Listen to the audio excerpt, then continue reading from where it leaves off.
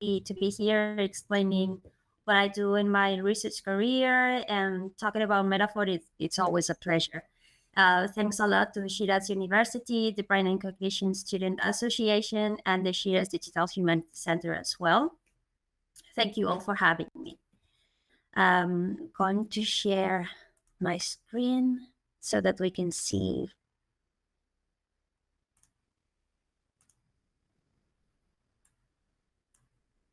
Okay. Do you see the PowerPoint?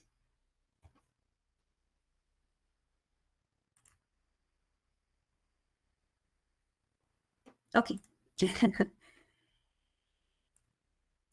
Great. So this is the structure of today's webinar. I will introduce a little bit what I do. Then I will talk about conceptual metaphor theory and also the critiques that it has. I will follow with talking very briefly about the metaphor identification procedures in different materials. Then we will see how film and metaphor are merged. We will continue with metaphor and multimodality. And then after the conclusions, I have a question for the audience. Let's start with what I do. I have a master's degree called University Expert of Higher Education Pedagogy. I am also a lecturer of English for Specific Purposes at the Polytechnic University of Valencia. In 2019, I defended my PhD, in which I developed the procedure FilmIP. Before that, I had several teaching positions at other institutions, and I was also the CEO of 2 startups. And I obtained the bachelor's degree in English Studies in 2003. Then these are just a few relevant published papers. The one that we have in preparation is called Metaphorical Conceptualization of Inner Peace in Islamic and Christian Literature. Then we also published the cross-cultural interpretation of filmic metaphors. We published also a paper about how reliable FilmIP was, making reliability tests, and of course, papers about my PhD. So the interests that I have on research, also I supervise PhD students in these areas, are multimodal metaphor, abstract concepts, and cross-cultural analysis. I am interested in the identification and analysis of multimodal metaphorical discourse in all types of materials. I also like to analyze metaphorical conceptualization of abstract concepts such as inner peace, faith, God, friendship, love, hate, or whatever. And about cross-cultural analysis, I wonder whether metaphor is equally depicted, processed, and understood across cultures. This is what I do. And now let's go into the focus of today's talk, starting with the conceptual metaphor theory. So the study of metaphor has long been a significant focus for literary scholars and researchers. However, it was not until the late 70s and the 80s that metaphor was examined through the novel lens of cognitive linguistics, thanks to Metaphor and Thought by Ortony, and mainly in the 80s with the publication of Metaphors We Live By.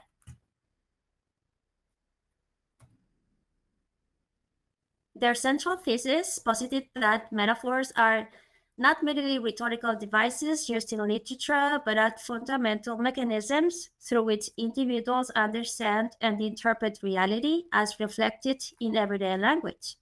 Through extensive analysis of linguistic data from diverse sources, Lakoff and Johnson demonstrated that ordinary language is replete with metaphorical expressions.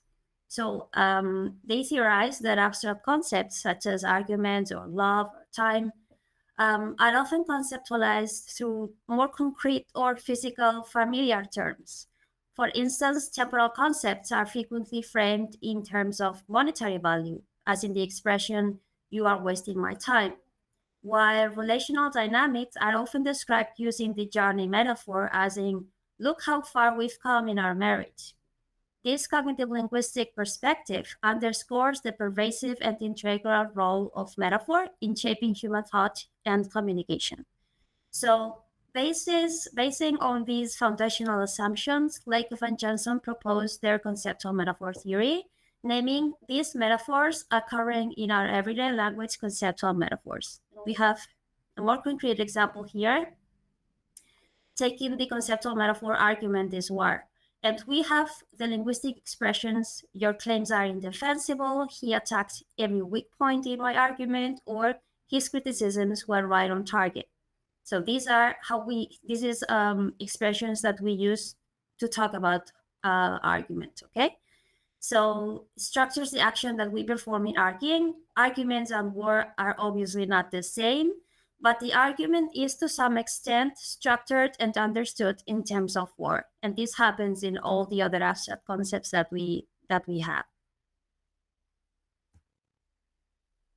A conceptual metaphor has been defined as a cognitive mechanism that allows us to understand one thing in terms of another, which is the same, a systematic set of correspondences between two domains of experience.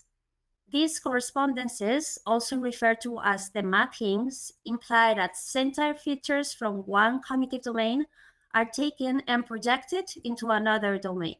So we map certain elements of a concept, the most concrete or basic one, that is called the source domain, onto the other concept, usually the most abstract one, which is called the target domain. And this process implies that a specific domain is conceptualized through another domain, but it also assumes that not all the features from one domain are mapped onto another.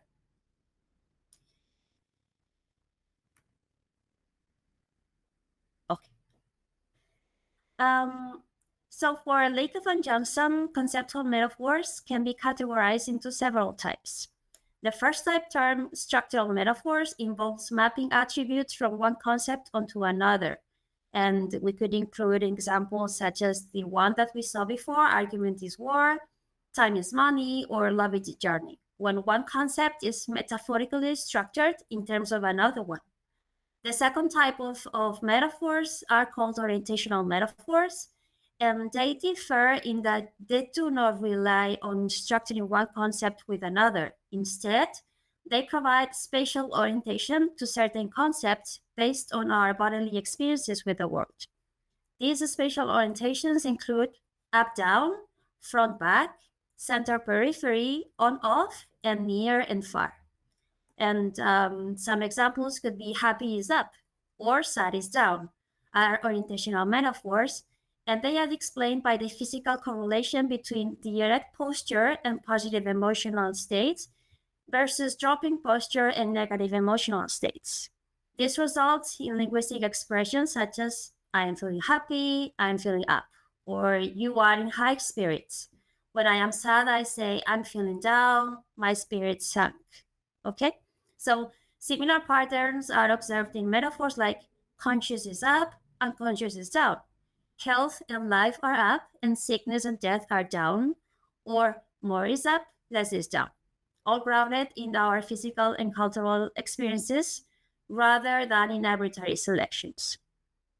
Then the third type is called ontological metaphors and involves understanding experiences in terms of objects and substances, rooted in our interactions with physical objects. Examples could include the mind is a machine, inflation is an entity, where personification is a common subcategory. Okay, so personification here is very important. And we have expressions like life has cheated me, or cancer finally caught up with him. So this is how they work. We could conclude that conceptual metaphors fundamentally structure our conceptual system. So these metaphors are not merely linguistic expressions fixed in a language lexicon, but are integral to human thought. Thus, metaphors are essential to conceptualizing and understanding the world around us. However, there are some critical views on this theory. The one posited by Grady's imply a lot of ideas. First, Grady questions the systematicity of metaphor mappings. As we said in conceptual metaphor theory, we see metaphor as a structured mapping from a source domain to a target domain. But This raises important questions such as which features of the source domain are mapped onto the target and which are not. And even more critically, how can we identify these selections or omissions systematically?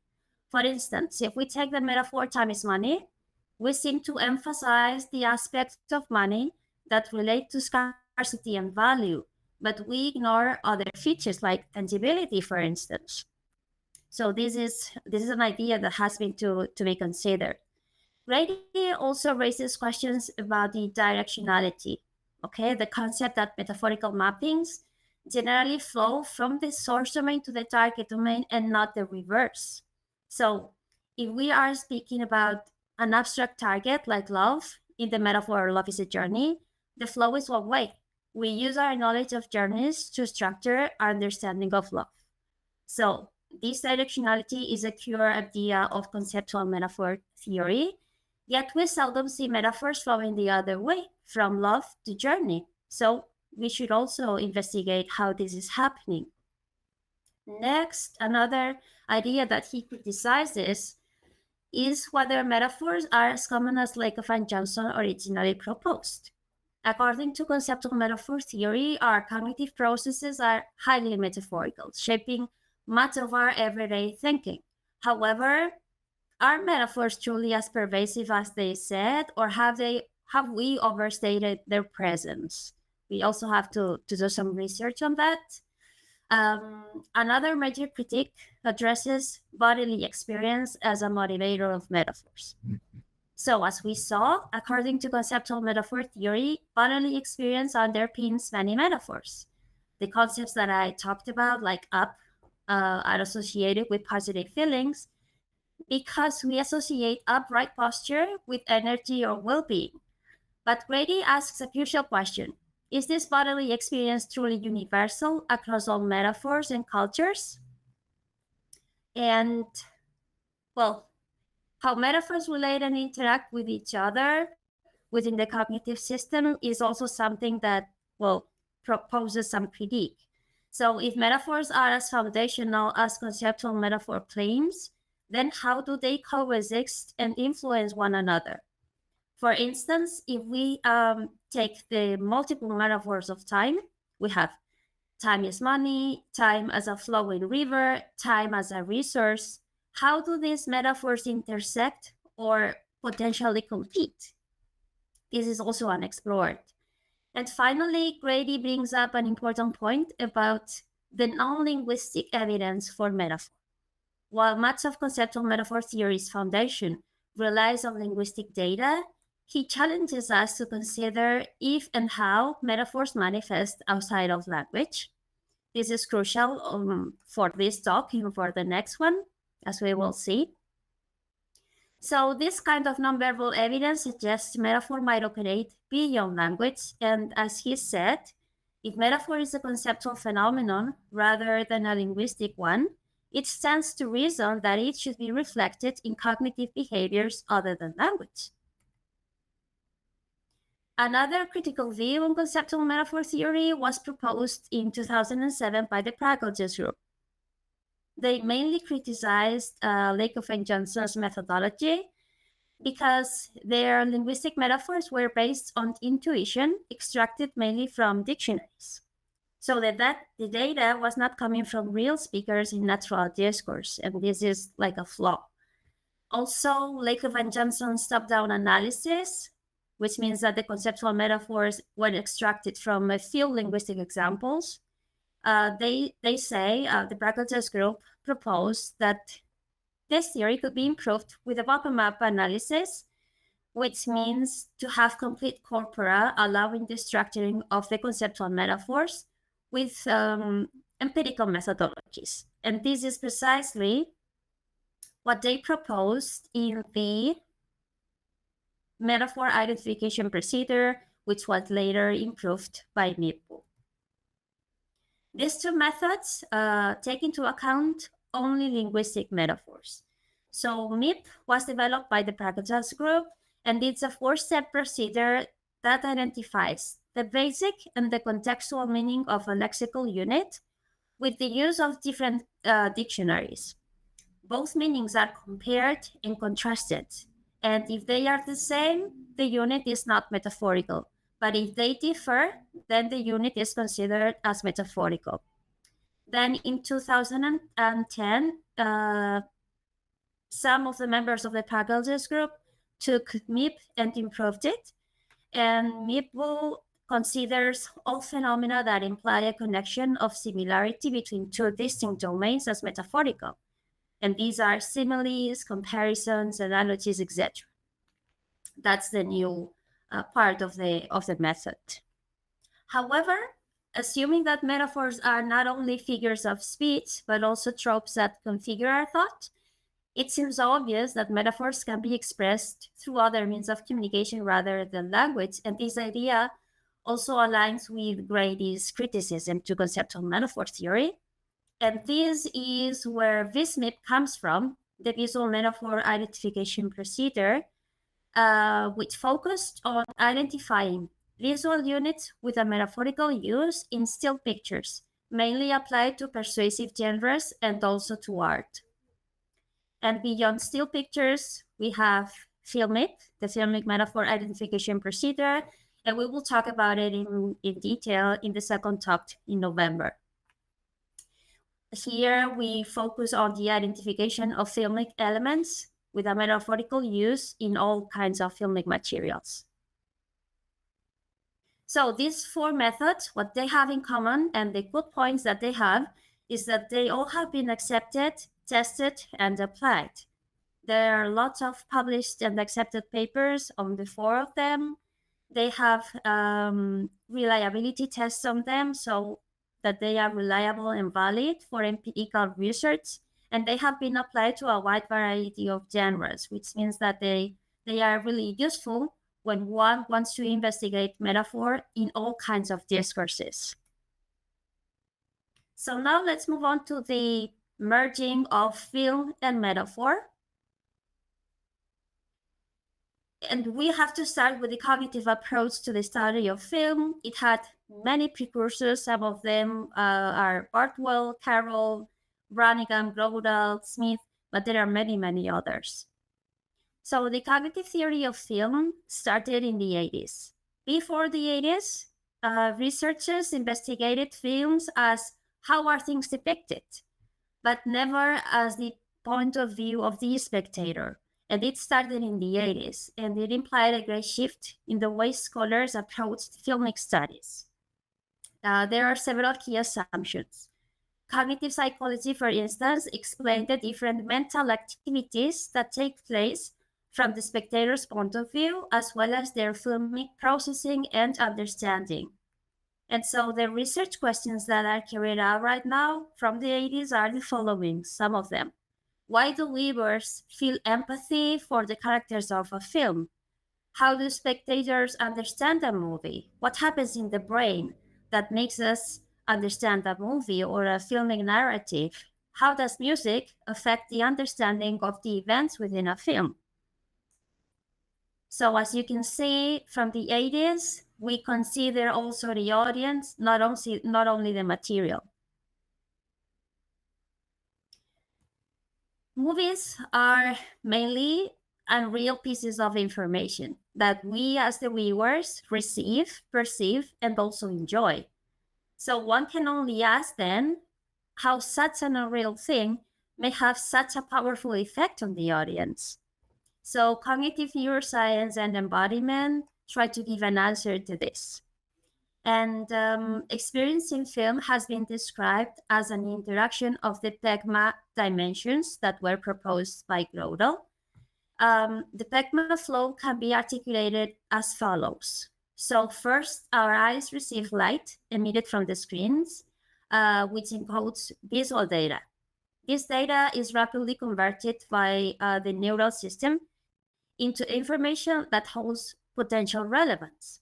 Such information encompasses elements like colors, orientation, contours, facilitating the subsequent identification of the object. So we see something and we identify that is a house, that is a car, or a tree, or a person, whatever.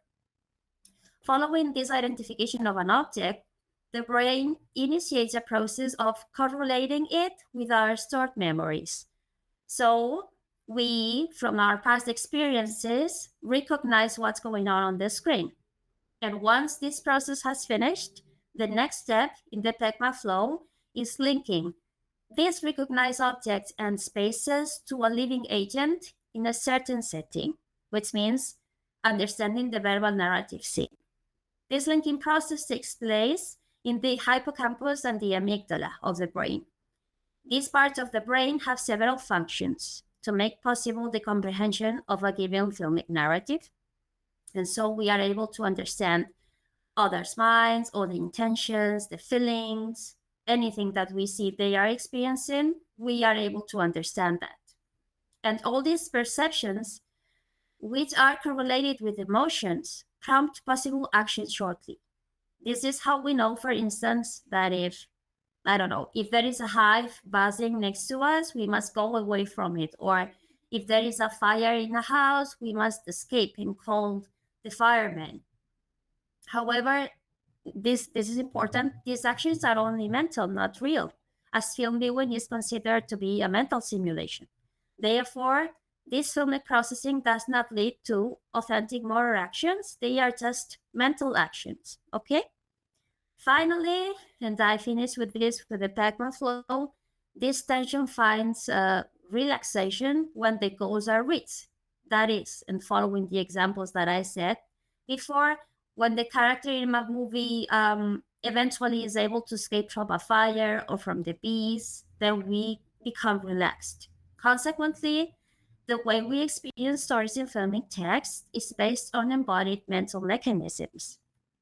And this is why, according to Muller and Kapperhoff, the film comes to life in the bodies of the viewers. It is us who make the meaning of the movie. So in films, as in everyday life, we have different meanings. We have concrete meanings. We have an animal, we have a car, people, books, things that we consider explicit, but we also have abstract meanings depicted in movies through metaphorical representations. We have love, hate, friendship, and the like.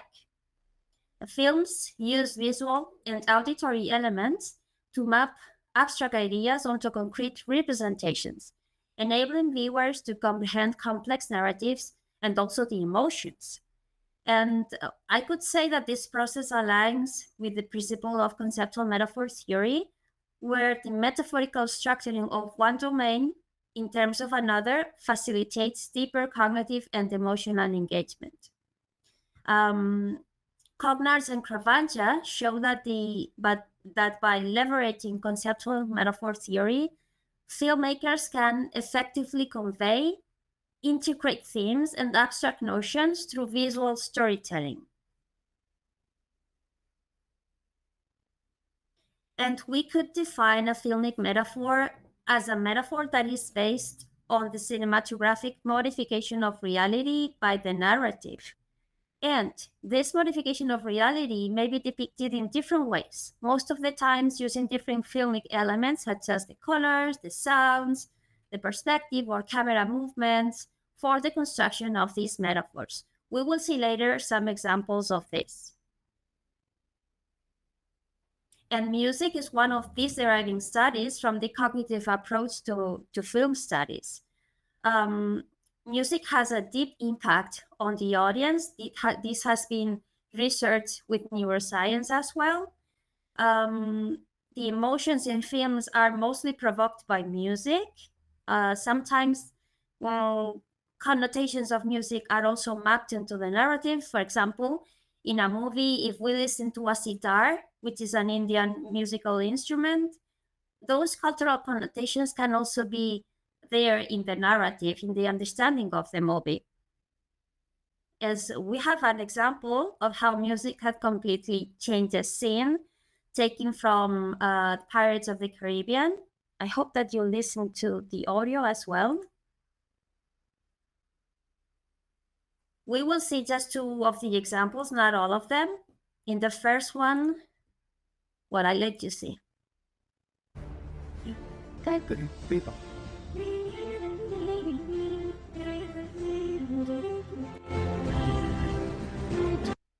Do you hear the sound?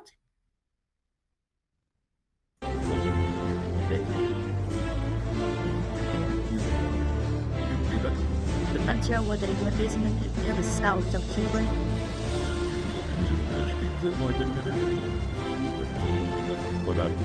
Yes, we're great.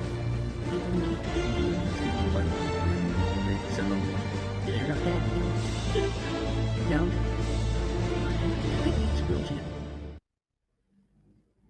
And then we see the same seed under this very visual.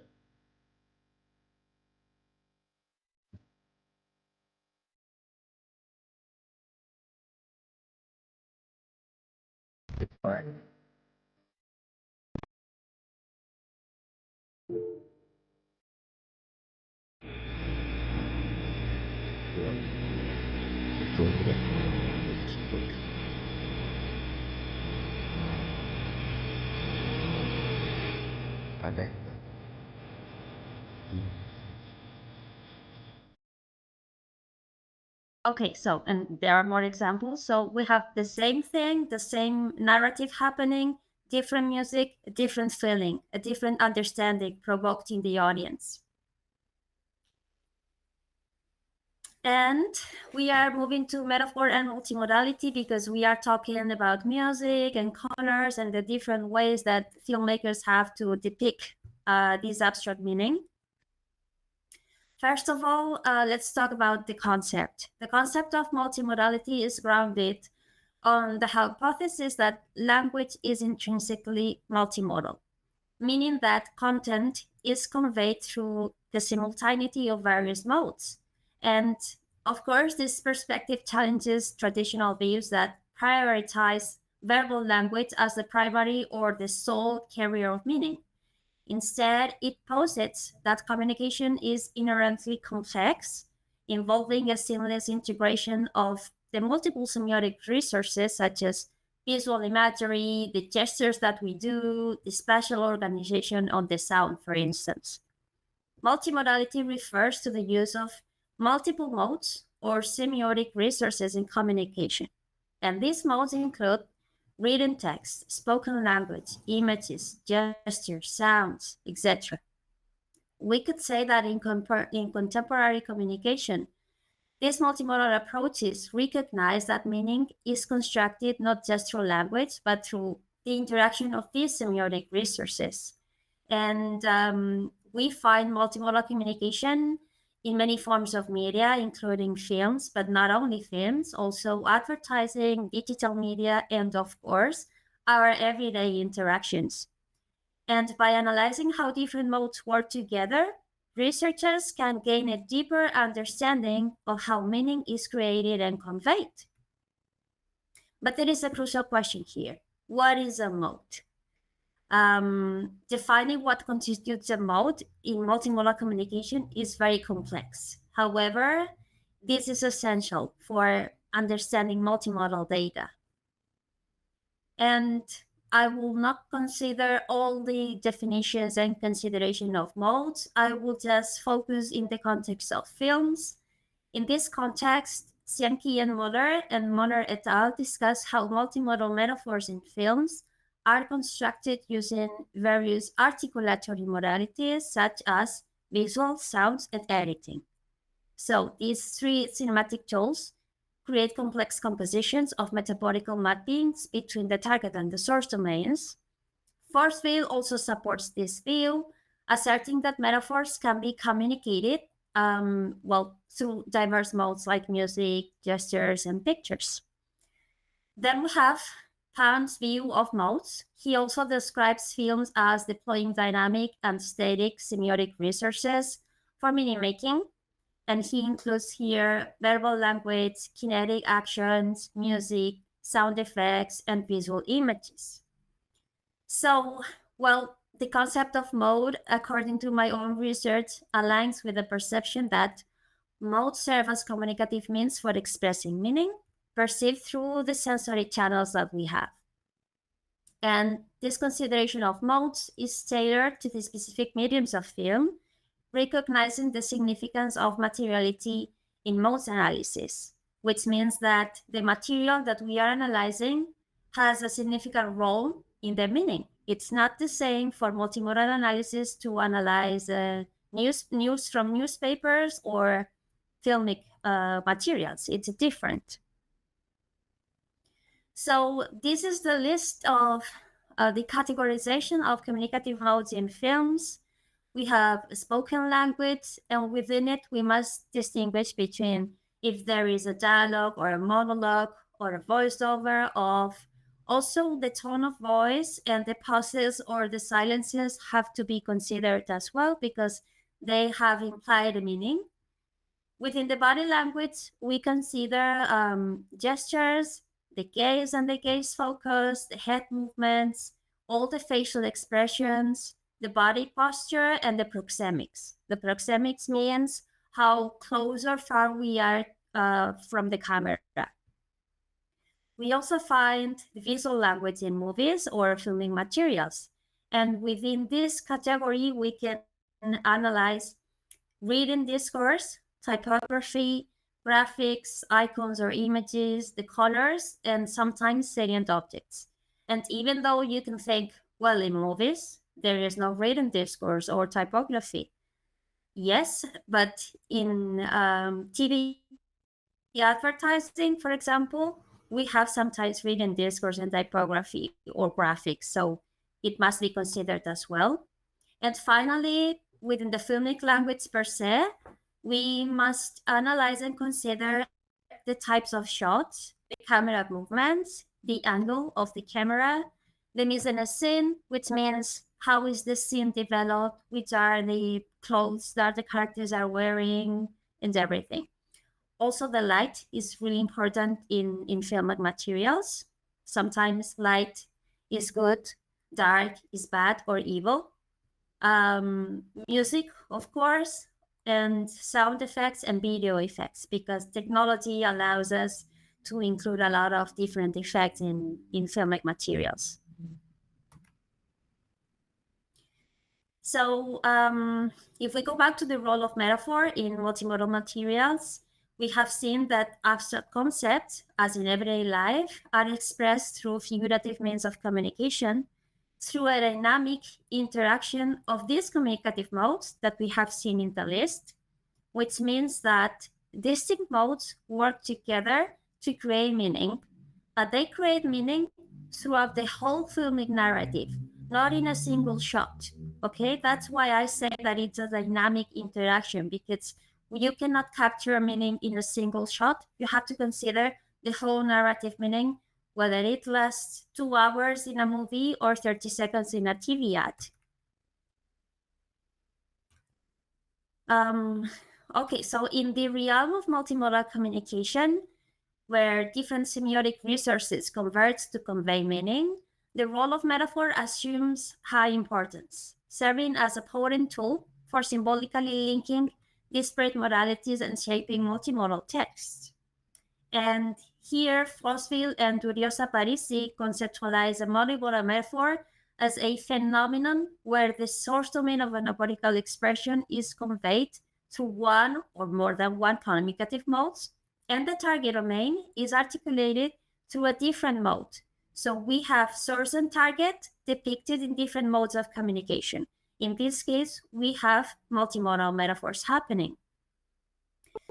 So in this framework, the interplay of the various communicative modes within the filmic narrative facilitated by the filmmaker gives rise to the multimodal metaphors. And let's move on to the examples. This is the Moulin Rouge movie, and we have depicted here the experience of falling in love.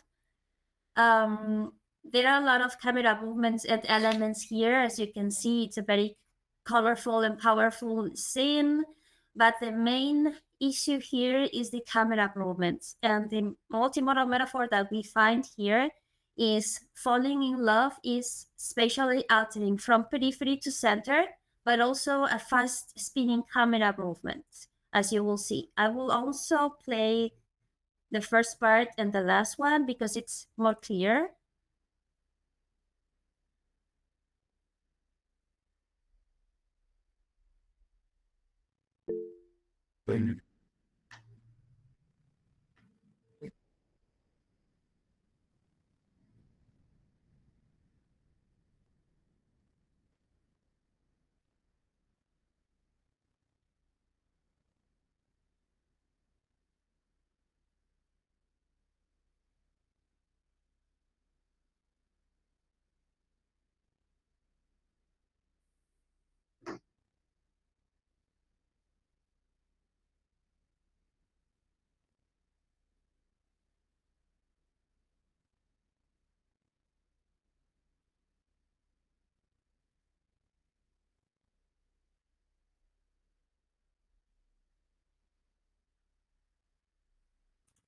So it's not just the camera in this case, it's also the characters who are like in a spinning movement. And in the end, you see it more clearly.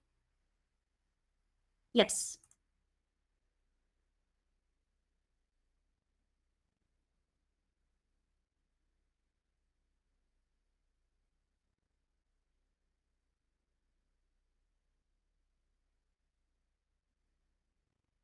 The sound is not okay,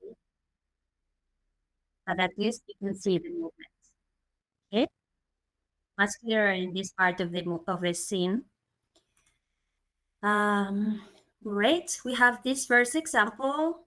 Then we have another one with the multimodal metaphor. Passage of time is motion in space. This one is taken from the Notting Hill movie.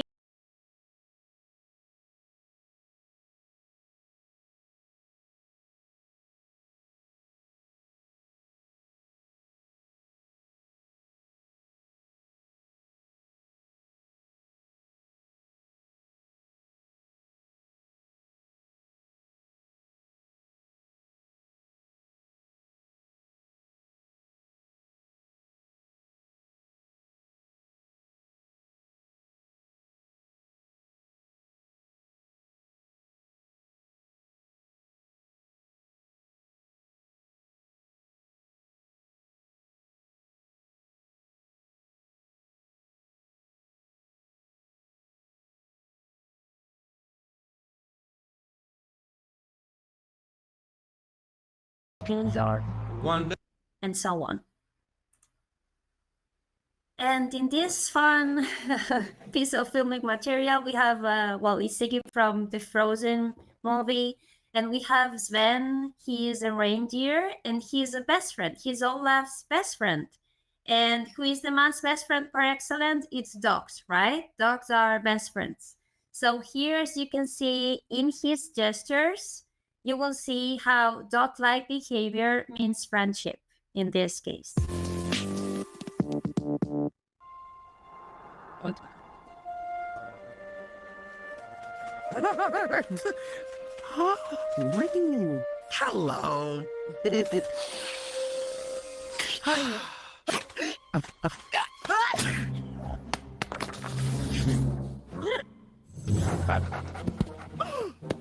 Hello.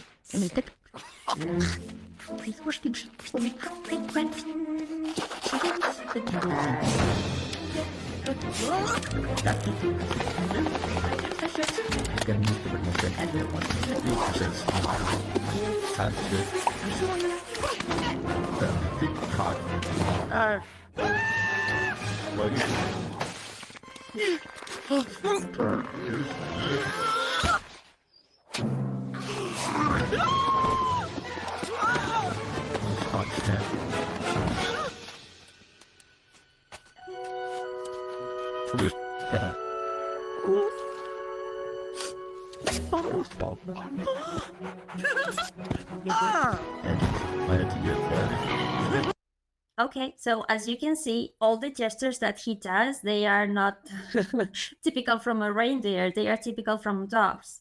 That's why we understand, or in this case, little kids understand this close friendship and relationship that they have between them.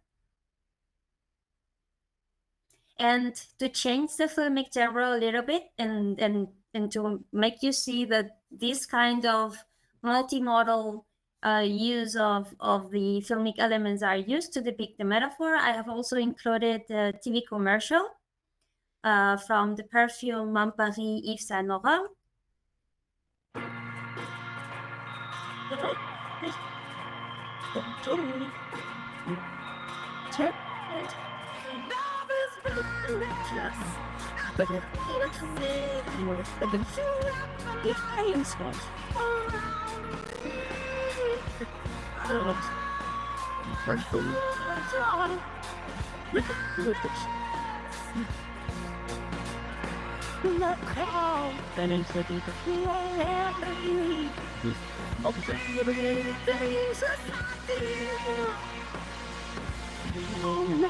That makes sense.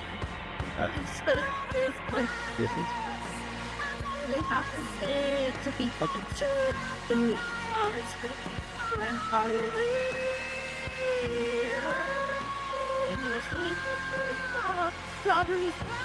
My Body, the new feminine fragrance, Yves Saint Laurent.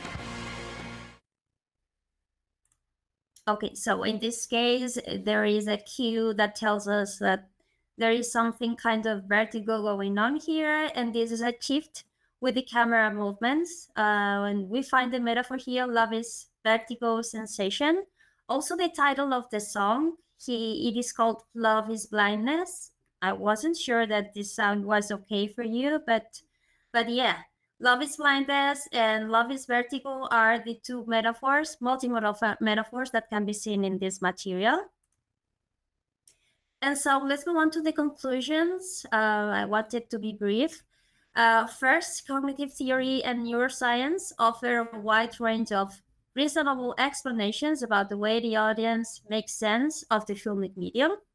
And about metaphors, metaphoric concepts are represented non-verbally through multimodal metaphors in films, most of the times. Remember, when the character is sad because he had a breakup, then it's raining and the sound of sad music can be heard. And all those types of connections between different modes make the multimodal metaphors real in films. And this is a question for the audience. What do you think? Can metaphors in media and film challenge our perceptions or lead to personal or societal change? And have you ever seen a metaphor or maybe listened to a metaphor that changed the way you think about a topic, about a particular thing? That's all. Thank you so much for listening. And if there are any questions, I think this is the moment for it. Here.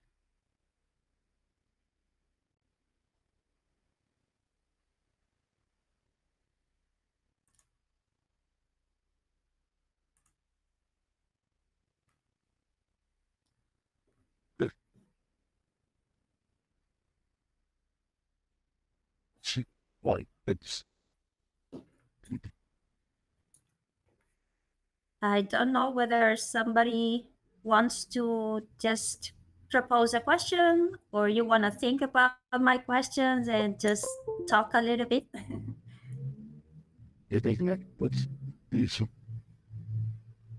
Thank you for all the reactions.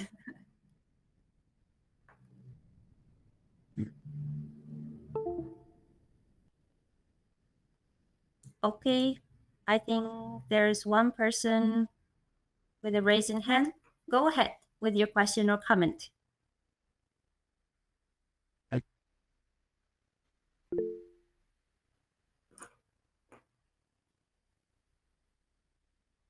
I can't hear. Can you hear me? Yes, now.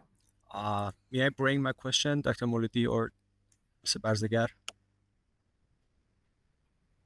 Yes, I can hear your voice, Mr. Namazi, clearly. Okay, thank you very much. First of all, from Shiraz University, and especially from Professor Bortmir. Thank you for your categorized presentation. That was really useful and brave and practical.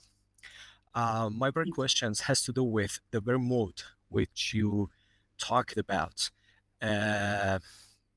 Is it yet discussable that it can be considered relatively or there are a kind of specific and clear-cut definitions for modes. In other words, if we want to analyze a movie from a cognitive metaphorical point of view, do we have a set of specific and clear-cut modes, or it can be considered relatively? Okay.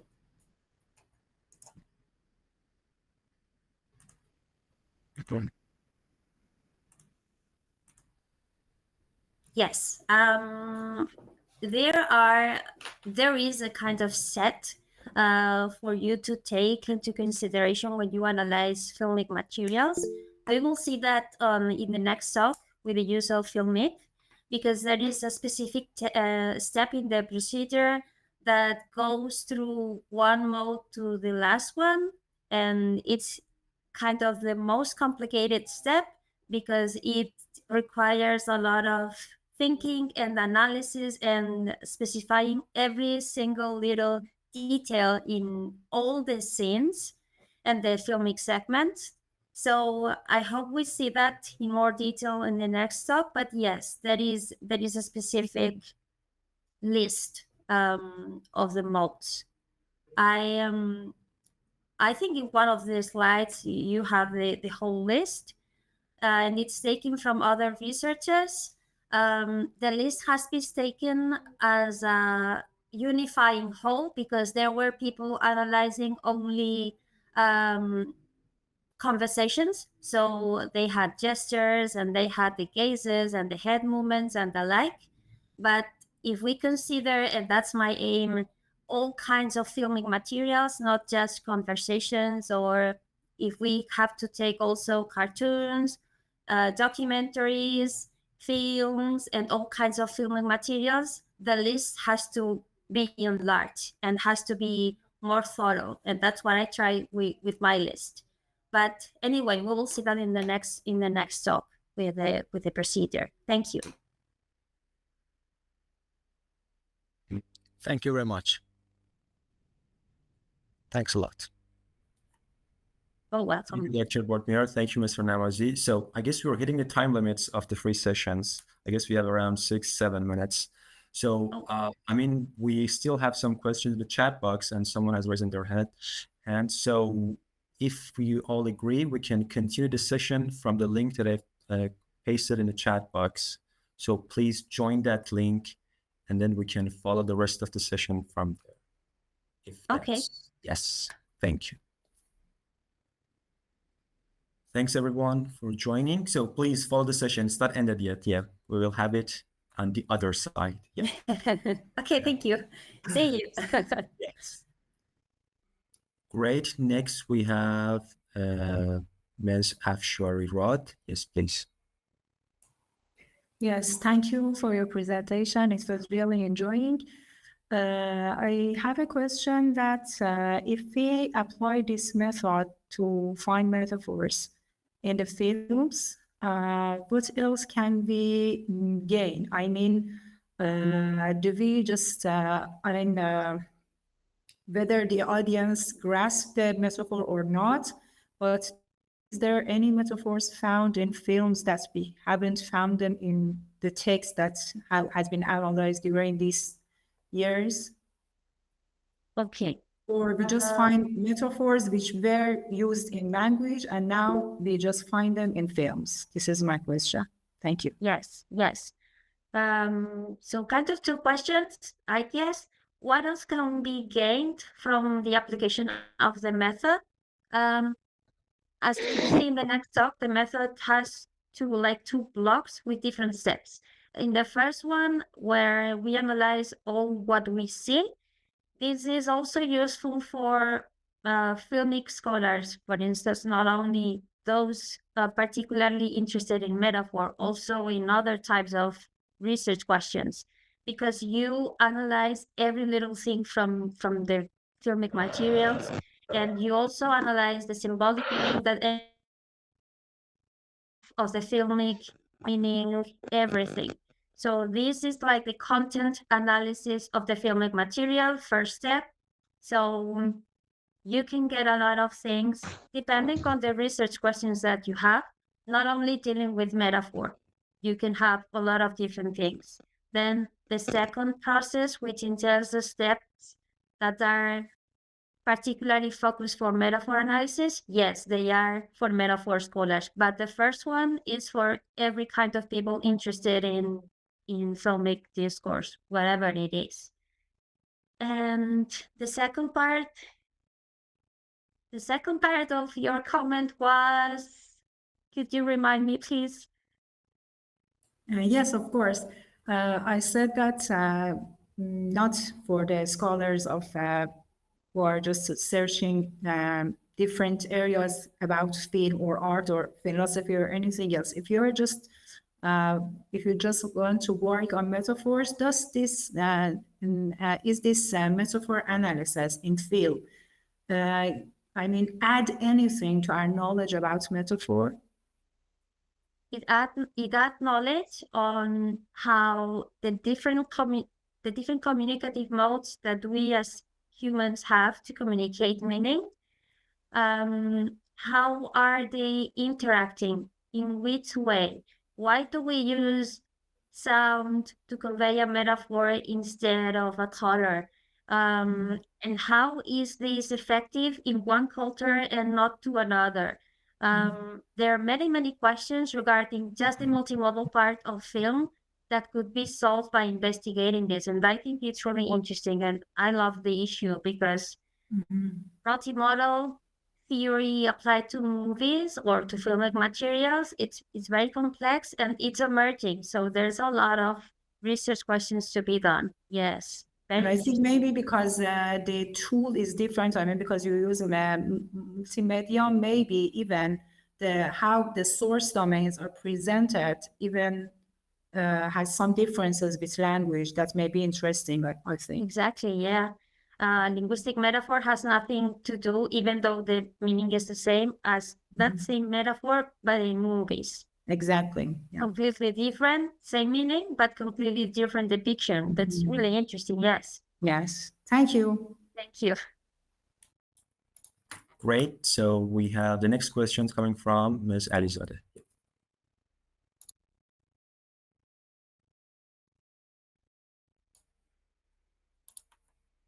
Are you with us, Ms. Alizadeh?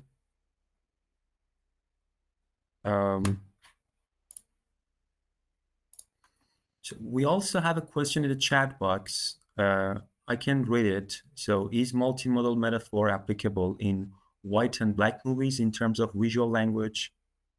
It is. Then, in fact, there are a lot of examples that have been analyzed. If you go to Charles Forsville, all his research is done mainly with old movies and black and white movies. So yeah. You can also, even though color is not there, and also even with silent movies, there are lots of things in silent movies and black and white movies. Different modes are salient and more used precisely because there is no color and there is no sound. So yeah, and it's really interesting to see the differences, the different use of the modes in a material where sound is not there or where color is not there. Yes. Differences, but it's applicable still. Thank you. Great, thank you. I guess Ms. Alizadeh has still a problem. If you can type your question in the chat box, that would be great.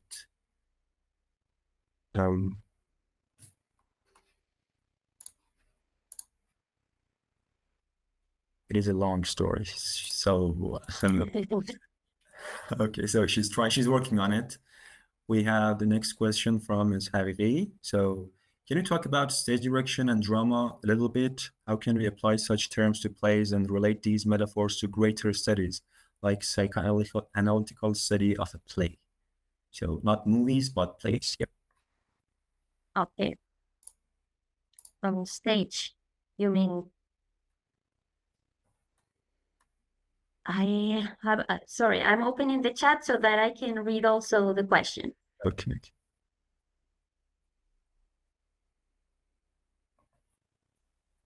Yes. Yeah, I haven't used, but it's a really interesting thing. I haven't used the method film it or anything on theater. Um, I think it would be great to see what happens there and to see how the theater director is using all these mini making resources, all the communicative modes to create metaphors and meaning. I think it's a great area of study that hasn't been studied yet. So it's an opportunity. Um, Maybe it works with I mean the method. Maybe it works, but I will have to try. Yeah, and psychoanalytical study of a play. Yeah, I think it's much more the same.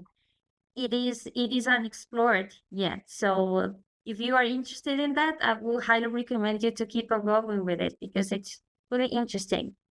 Theater has not been studied in the way film has been studied, at least in the metaphor and multimodal um, academic area. Great, thank you. And Ms. Alizadeh, is it still working? Yeah, we have a question from Ms. Dagin. So, can visual metaphors be categorized as subliminal messages, for instance, in advertisements? Subliminal messages, like a TV commercial has a message, but then it also has subliminal, unintended or intended meaning in there. You mean that?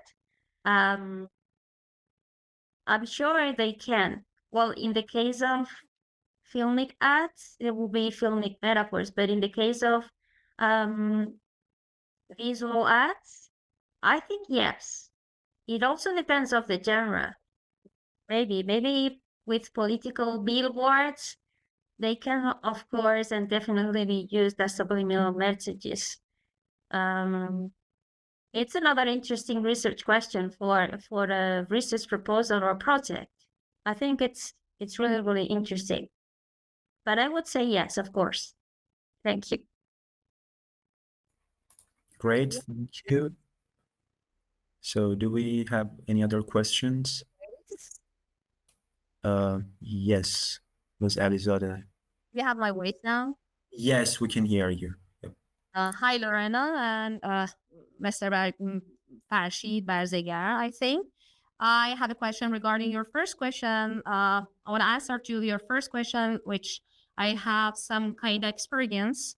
Um, you see, we have seen that, as you mentioned, but conceptual metaphors are completely embodied, and we believe in bodily experiences regarding the cultures and cultural issues affecting the thoughts and understanding of these conceptual metaphors.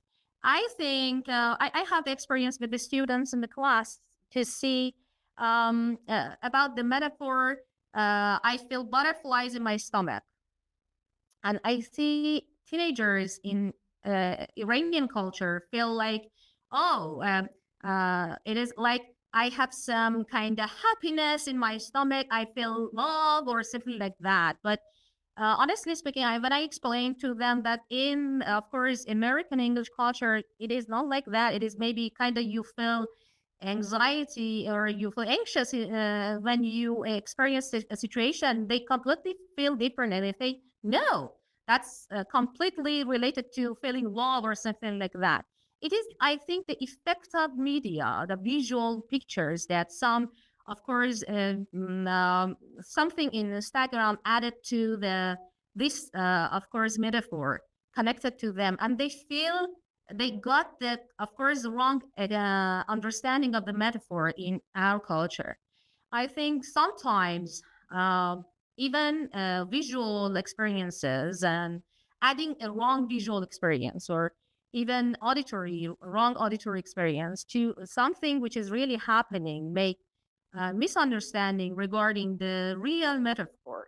So I think, of course, we shouldn't deny the effect of the cultural issues. People feel like to feel love in that metaphor, not anxiety. So I think sometimes having these kind of multimodal, of course, experiences, emotions, adding to some pictures and make a kind of misunderstanding to the audience. And of course, as I remember, I want to add something, even from the cognitive neuroscience, I think Ramachandran has worked on the neuroscience of multimodal experiences. Like, for example, I have heard some about some kind of screaming, which we have in our culture, which we feel a kind of screaming, which is very harsh. In Farsi, we call it jiga banafsh, but it is really harsh screaming sound that we hear. And Ramachandran, of course, had some paper on saying that, of course, having connecting different kind of modalities together, make a kind of, let's say, not conceptual metaphors, but conceptual blendings. I mean, very, very, something emerges out of it that is very different and maybe hasn't been, of course, hasn't been existed. So I think we have to be careful with these kind of course, multimodal experiences. Maybe we can produce some new ideas, but we have to be careful about the process of making these conceptual metaphors or blendings. Thank you so much. Thank you. Thank you for your comment. I loved your comment because that is really important, not to generalize any idea unless you are doing huge cross-cultural studies, which demand a lot of effort and money and people getting in, the participants and everything. But unless you are doing that, you cannot generalize. So I agree completely with you. And I think it's a really interesting topic to be researched. That's something that I also do in my research. I love to compare how people in different cultures understand metaphors in a way or in another, and how they conceptualize an abstract concept in a way or another. Not only multimodal, I mean, the basic understanding of a concept by people, general people. And yes, they have to be careful, people researching this. I recently had some research done regarding the inner peace concept with Christianism and Islam, and I also saw the differences. And I think it's, yeah, not only interesting, but also something to be considered. In the American culture, when they make movies and they assume that everybody in the world will understand the same thing that they want, they should consider these cultural differences because this is precisely the richness of the world. But they don't do that. And as what happened with you with the butterflies in the stomach, of course, if we don't consider and be careful about the different uses of the modes, whether visual, auditory, or whatever, we can lead to misunderstanding. And yeah, I think that's completely true. I agree with you. Thank you.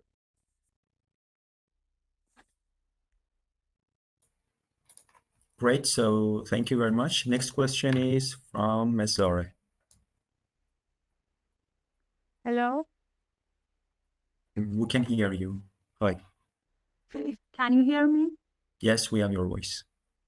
When we read a film critic, the critic examines the film from various technical, sociological, and psychological, and even philosophical perspective to guide the reader's understanding of the film's themes. However, it seems that conceptual metaphors in cinema do not account for the film's coherence and can only serve as a tool for comprehensive critique. I mean, they do not constitute a critique structure on their own. And it seems that it is actually a tool for shaping our overall understanding of a film. Do you agree with this? Yes, definitely. they are in cinema, they are a resource that allows the audience to understand the whole filmic segment, as I said, whether it's 30 seconds of an ad or 2 hours of a movie.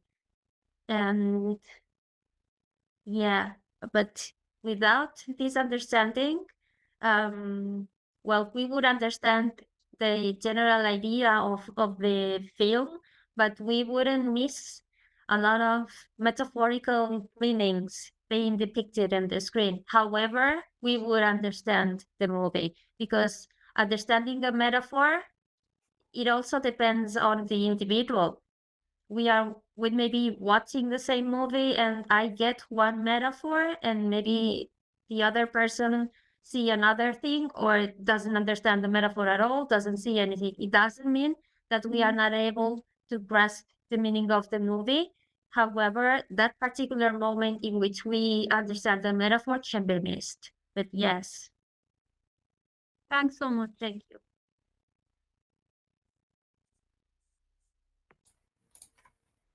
Great, thank you very much. And so we have 2 comments in the chat box, and do you want me to read them? So the first one is, yes. So by Mr. Musaifard, I have nothing to add since there's nothing left to add after this wonderful presentation by Dr. Bortmir and the great team of DHC at Shiraz University.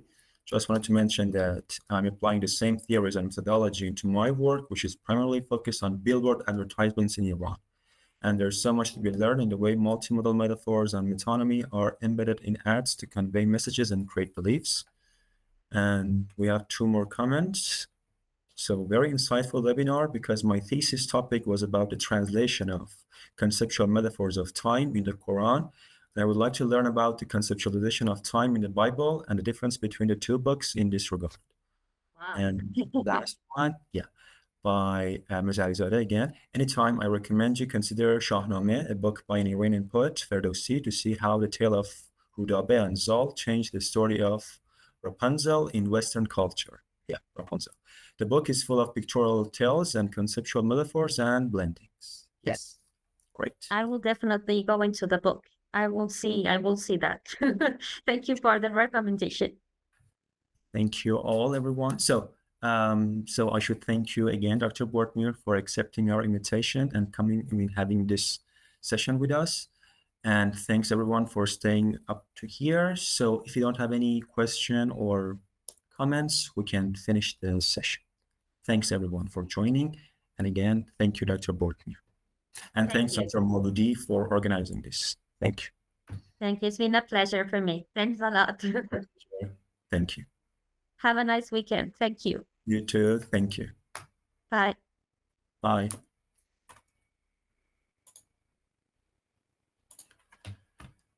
Okay, so thank you for joining this session, and I hope you enjoy the rest of your weekend, which isn't that much.